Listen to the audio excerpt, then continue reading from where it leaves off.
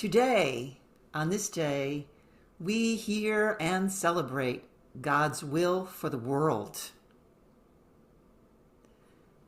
Because our good and faithful God speaks to us in the words of Isaiah, who proclaims God's instruction to end all violence, saying, "Come, let us go to the house of God, that we may be instructed in God's ways.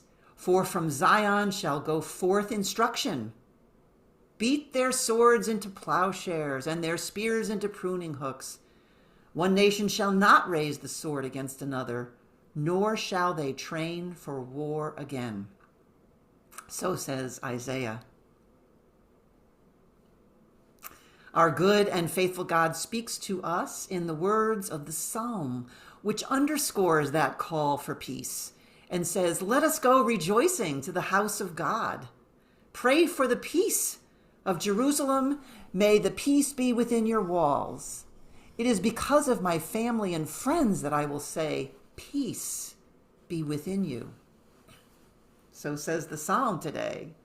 Our good and faithful God speaks to us in the words of Paul's letter to the Romans, which admonishes us to wake up and throw off darkness and put on light, to conduct ourselves properly, not in rivalry and jealousy.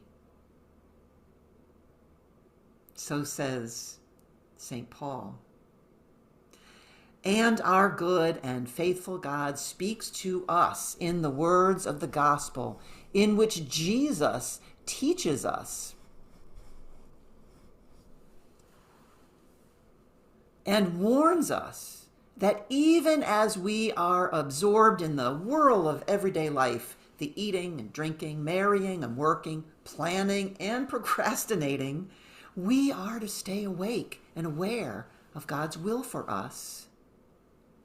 And yet again, as has happened before, the world continues to not do this.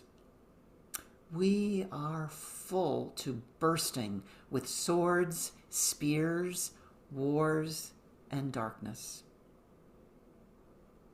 When we are called to plowshares, peace, and light, to communion and reconciliation.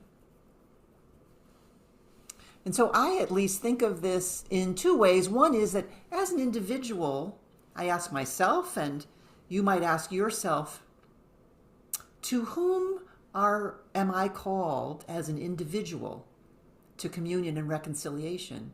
To whom am I called to extend and receive forgiveness?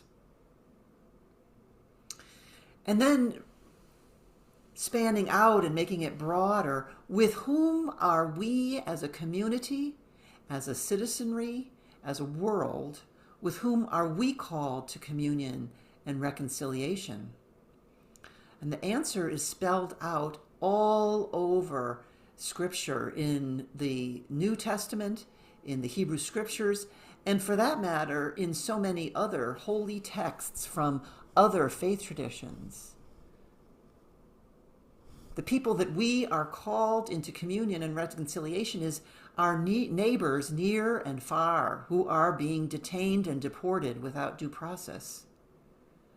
We're being called into community with those who are denied housing or voting rights, employment, and respect due to unjust legislation and political rhetoric. We are called into communion with those who struggle to wade through unduly complex processes for medical insurance and care and so many other things. We're called into communion with those who are imprisoned and marginalized in a system that favors light skin tones.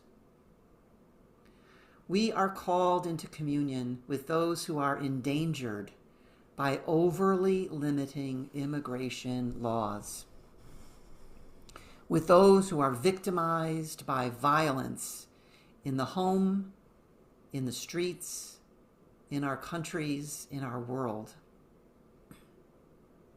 The truth is that Jesus cannot love all of these without our help, our votes, our prayer, our action. You may be, as I am, so overwhelmed and underprepared as we think about these things.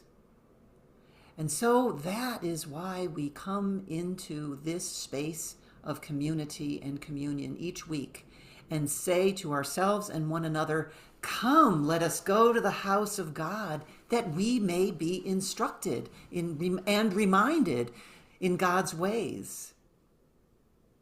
We join in this community to sing together. Because of my family and friends, I say, peace be within you.